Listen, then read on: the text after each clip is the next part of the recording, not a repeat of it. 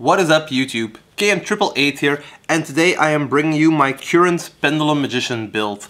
As probably most of you know, TriffGaming posted a 60 card build with the PK engine, the Zephyra New, all the good stuff, Mare Marines in the main deck, just in case you go second, stuff like that. I thought it was a little bit too bricky for my taste, so I pretty much took my current build that I had and tried to tinker with it until I got to where I am now, using the IDs that Triff used in his Pendulum deck. I think the IDs are kinda decent, but they do allow for a bigger brick chance. So at this point I've really cut all hand traps out of the main deck. If you're playing this version with the PKs, with the Zephyra New, you really don't have any options. If you're running hand traps alongside this, you're just not doing pendulums correctly. You only have room for about 5 or 6 non-pendulum cards without bricking. So yeah, I really think this is the way you should run it if you want to play it at 40. I will explain some things after the deck profile, but I'm gonna go through the profile a little bit faster, I hope, because sometimes I tend to over-explain. So yeah, let's get into it.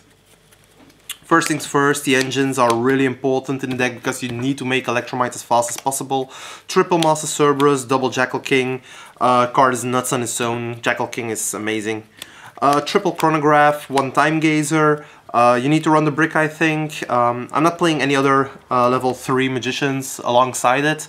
I just think the one is enough.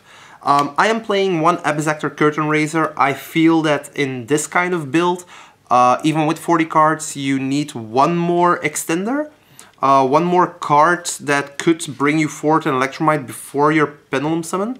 So I opted to run one Curtain Raiser. It's not actually bad at all. I'm not playing the Mist Valleys Apex Avians in this build, so you don't rely on level 7s that much. So you can scale this if need be. But in general, it's just another Dark. It's something that can get you started, so it's really good. And it doesn't conflict that much at all with Supreme King Dragon Dark One, because if you have one in your hand as well, you can just normal summon it, and if you have the Dragon Shrine, you can just send the Destrudo. So you can do other kind of plays. But I think Triple Dark Worm is still standard, and Double Gate Zero. I've seen a lot of people, like even TriffGaming in a 60 card profile, only run one. You'll go into grind games even with this kind of deck. It just happens. Hand traps is a thing, going second is a thing where you have to break a board and then the game gets prolonged. You'll need the second one. So yeah. Also Desires is something that you could think about. For the Magicians, I'm running probably not a standard lineup anymore, but oh well. Triple Harmonizing is the card that you want to have. When you make Electromite, you always get in a bind because you want to send the Zephyra New, the Zephyra card, but you also want the Harmonizing for your negating plays. So you need to make a choice sometimes, but most of the time you just try to neglect this and hope you get it from the draw of Electromite at that point, because it's more important to get the Zephyra New because it's a 1 card negate anyway. And this will get you a 1 card negate. So yeah.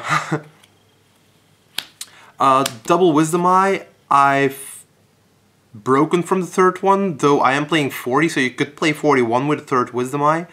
I think it kind of bricks because you really want to go into your Pendulum Call to get to your Magicians, and the Wisdom Eye won't allow it. It's also a light, so it's not really that great with the PK link to make it, but in general 2 is fine. I mean, you see it enough, and I've had a lot of times where this is clutch at 2, so why not, right?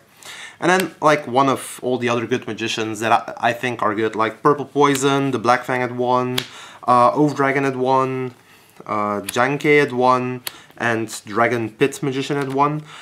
This way you have, I'll put them like this for a second.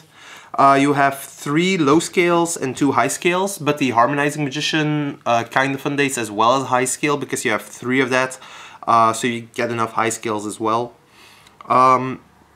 What is enough? I'm not playing 3 desires, I'm only playing 2. I'll explain that as soon as I get to it. So yeah, I think one of them is indeed enough.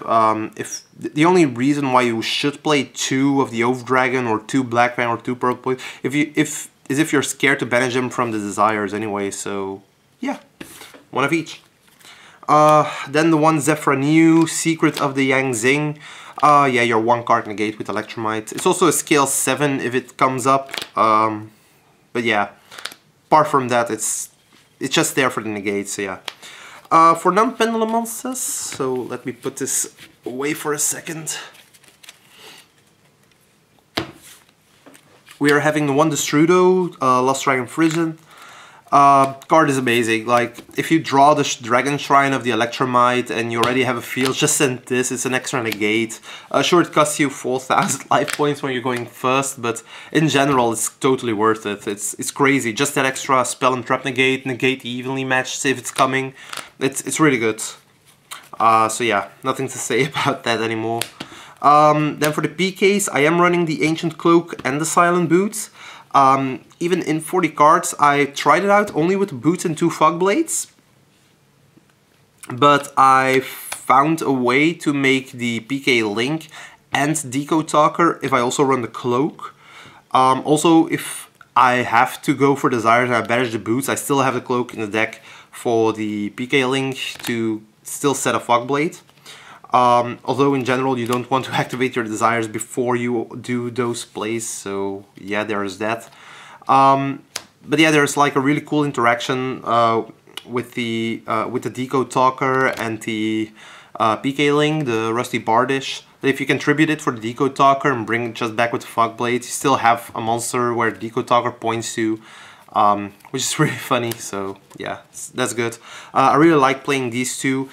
If it happens that you need to Pendulum Summon this in attack position, you can just boost up one of your other dark monsters, so it's actually still pretty good. It's the only thing for non-Pendulum monsters. I'm not playing hand traps, as I said. Spell cards, double Dragon Shrine, 1 Foolish Burial. I think it's enough, you don't need to play 3 Dragon Shrine. I'm not playing the Ravine. I just think this is more consistent. You don't lose cards out of your hand, you don't...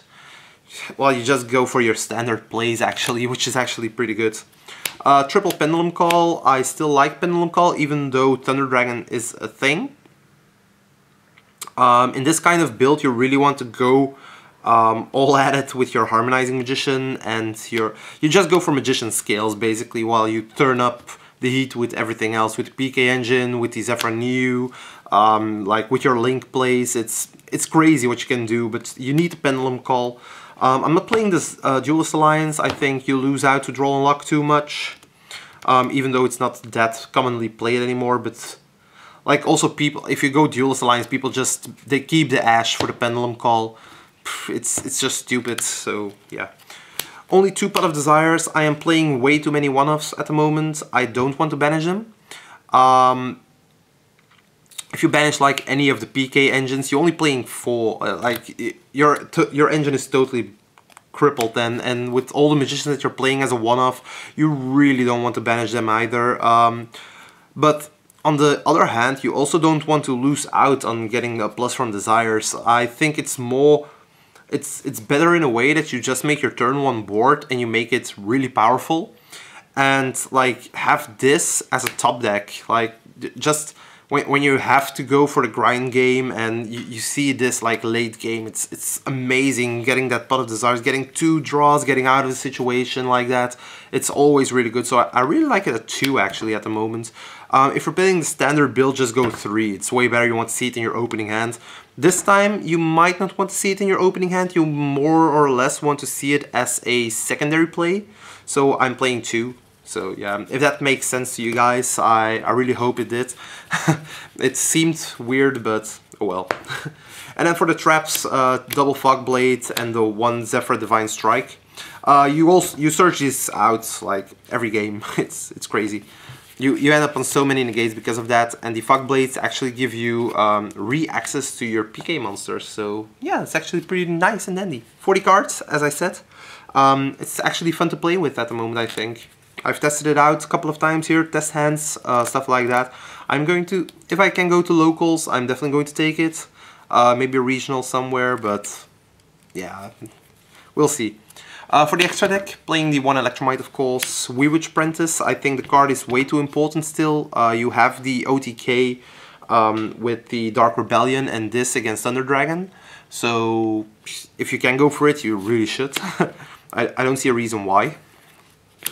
Underclock Taker, it's needed for the combo, and the way I do it, I think Underclock is the best one because it has a pointer to the left and as well one downwards, so it's really important. For Link 3s we have the Decode Talker. I always make this, like, as long as Sky Striker and Altergeist are two of the best decks out there, this card will be in my extra deck, like, why not? It stops Widow Anchor, it stops the Afterburner, it stops Meluseek, it stops Silcoitus. I even think it stops the Conqueror when it uses effect on the field, so yeah. it's crazy what Decode Talker can do, so... Rusty Bardish, card that gives you 2 negations, which is pretty fun. So yeah. Then we have the Nightmare Unicorn, I think the best utility card in the game still. It's also a really great way to out-Thunder Dragons. The way I do it is I try to negate the Titan, or get rid of the Titan, and then during my plays I get rid of one of the Colossus with my Nightmare Unicorn, and I get rid of the other one with Silent Honor Arc. If they make it in defense, you just ram over it, like, it's not really that important. Boral Sword is really good. Other things as well, so you'll always get rid of them. Maybe Master Cerberus, stuff like that. There are a lot of options in this deck, so yeah. And then the only Link 4 Boral Sword Dragon, I want to have some room for Boral Load as well, but that's just crazy talk. you can't have all the room in the world, so I had to make choices. I think this extra deck is suiting me the best. If you think that Boral Load would be better instead of like anything else, like the Wee Witch or something, definitely go for it.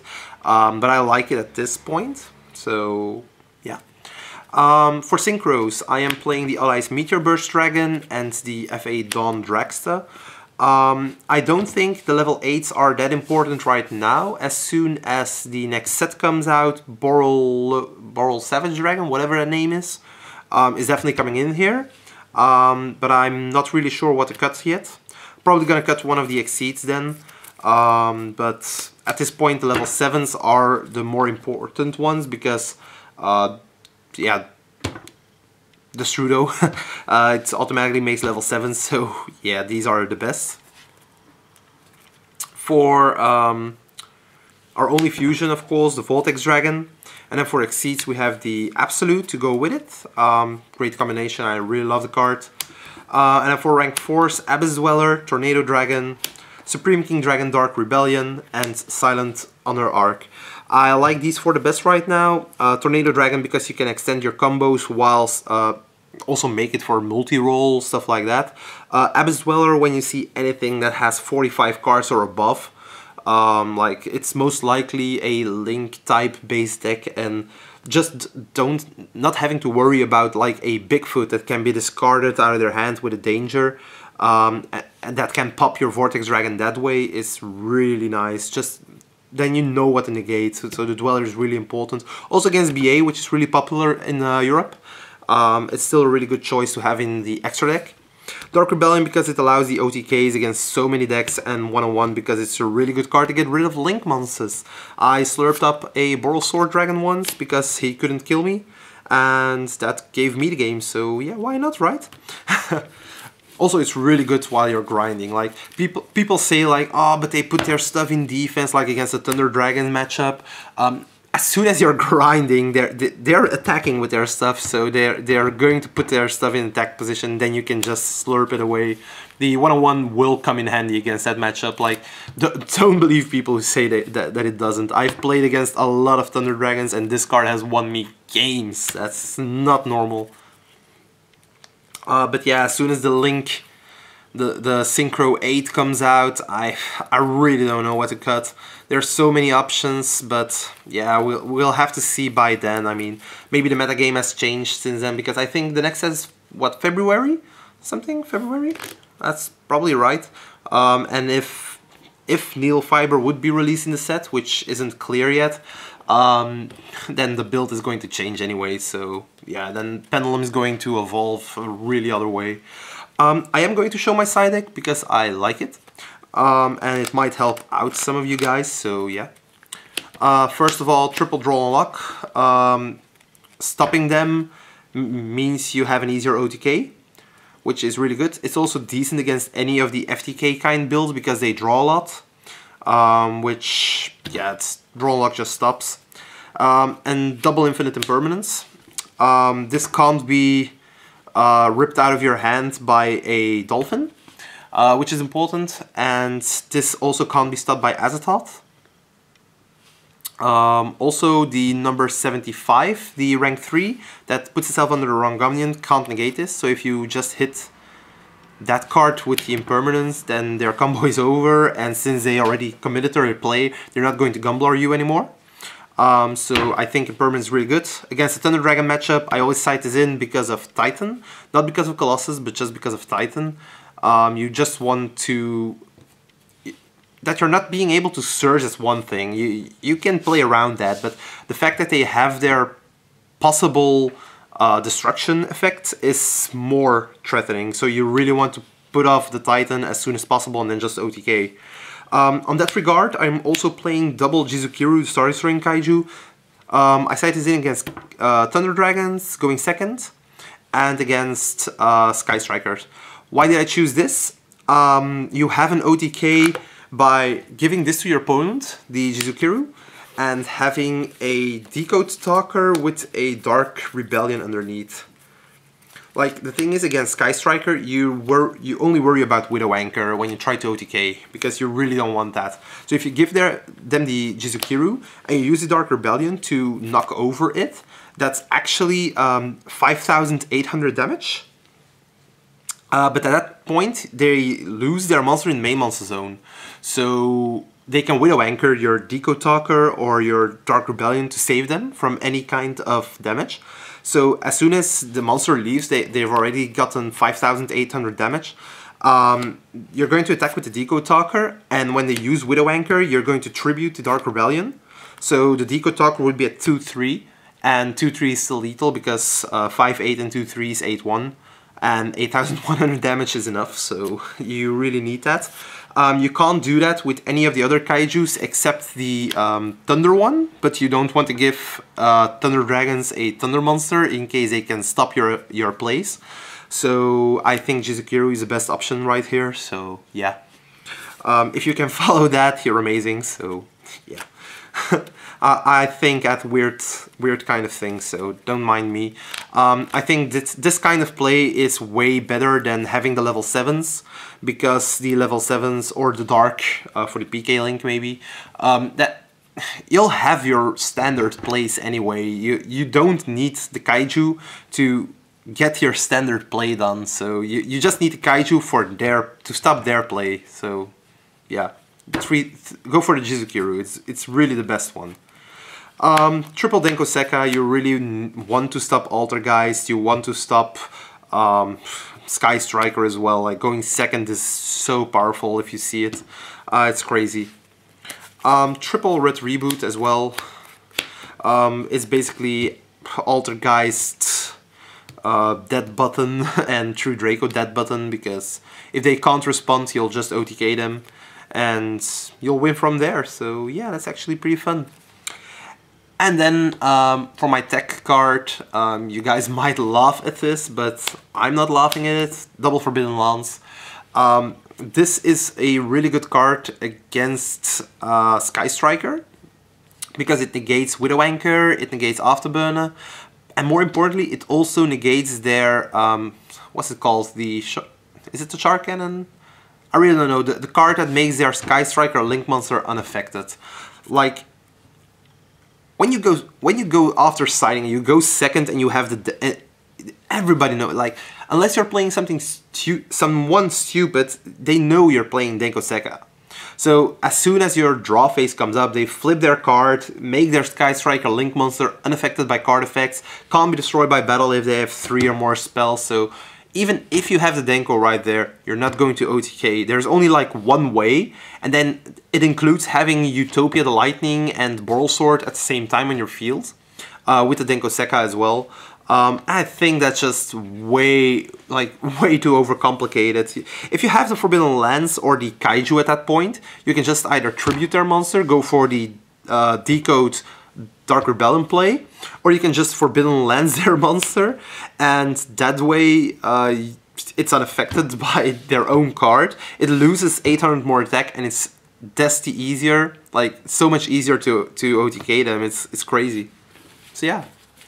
That's it for my deck. I'm not going to do a combo video. I think TriffGaming puts up a lot of those anyway.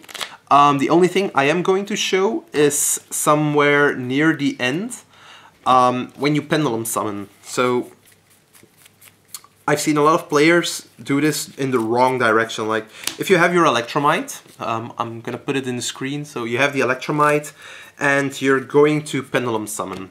So the things that you're trying to Pendulum Summon, of course, are the Zephyr. So you're going to Pendulum Summon it. You're going to try and Pendulum Summon a level 7. Most of the time it's going to be the Gate 0. Then the Harmonizing, and any Dark monster. Like, I don't even care one bit. Let's say it's this, like, Curtain Raiser. It's not the best play that you can do, of course. Like, there are way more better plays that you can do, but we'll see. For the Zephyr, you're going to put Chain 1 Harmony and Chain 2 the Zephyr. You're going to get the Divine Strike, so you already have that in your hand, and you're going to summon a level 7.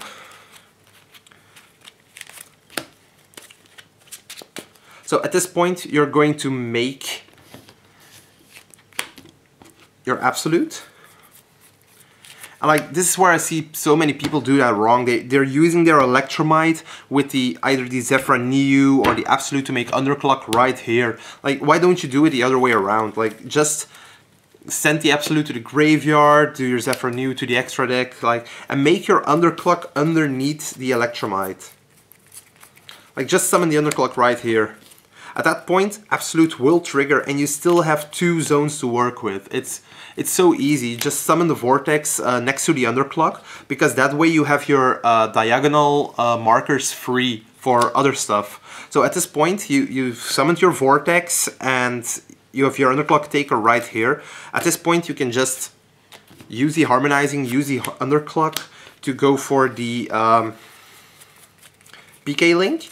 And surprise, surprise, PK Link actually points to the other side. So you freed up your zone. You're not using the zone from the Vortex anymore by any of your Link monsters. And this is so easy to do. At this point, you're going to use that PK Link's effect.